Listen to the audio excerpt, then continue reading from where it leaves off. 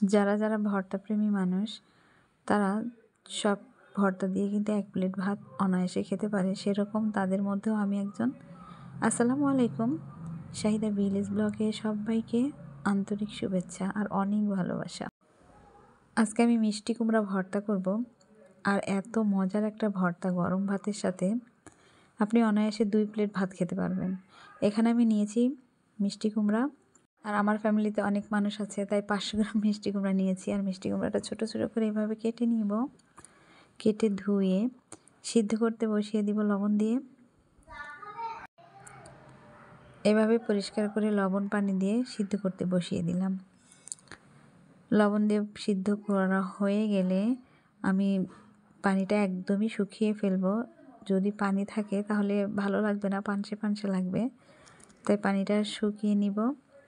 আর এই যে দেখেন সিদ্ধ হয়ে গেছে কত সুন্দর। পানিটা যখন শুকিয়ে যাবে তখন এখানে আমি একটু তেল দিয়ে দিয়েছি। তেলটা দিয়ে এভাবে ভেজে নিলে ফ্লেভারটা ভালো আসে। তারপর অনেকগুলো মরিচ ভেজে নিব তেল দিয়ে। মরিচটা ভাজা হয়ে গেলে এখন ভর্তাটা বানানোর পালা। একটা বাটিতে আমি শুকনো মরিচগুলো নিয়ে নিব। শুকনো মরিচ নিব, পেঁয়াজ নিব, হাত দিয়ে এভাবে ভালো মতো কষলে নিব। একবারে ভেঙে পেঁয়াজের সাথে মিশিয়ে নিচ্ছি। দিয়ে দিব ধনিয়া পাতা কুচি, লবণ। আর আমি কিন্তু লবণ তখন দিয়ে সিদ্ধ করেছি তাই অল্প একটু লবণ দিয়ে নিয়েছি, তা না হলে ভালো লাগবে না খেতে বেশি লবণ হয়ে গেলে।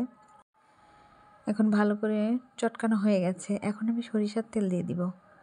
ভালো করে মাখানো বলেন আর চটকানো বলেন, যাই বলেন, মাখিয়ে নিলাম। সরিষার তেল দিয়ে এখন মাখিয়ে নিচ্ছি ভালো মতো।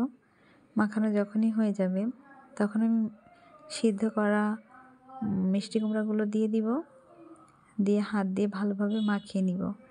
দেখেন কত সুন্দর সিদ্ধ হয়েছে মিষ্টি কুমড়াটা, আলু ভর্তার মতো, কিন্তু একটু মিষ্টি একটু ঝাল, খেতে অসম্ভব মজা এই ভর্তাটা। আর সকালের দিকে বেশি ভালো লাগে, রুটি দিয়েও খেতে পারবেন। তো ভর্তাটা বানানো হয়ে গেছে।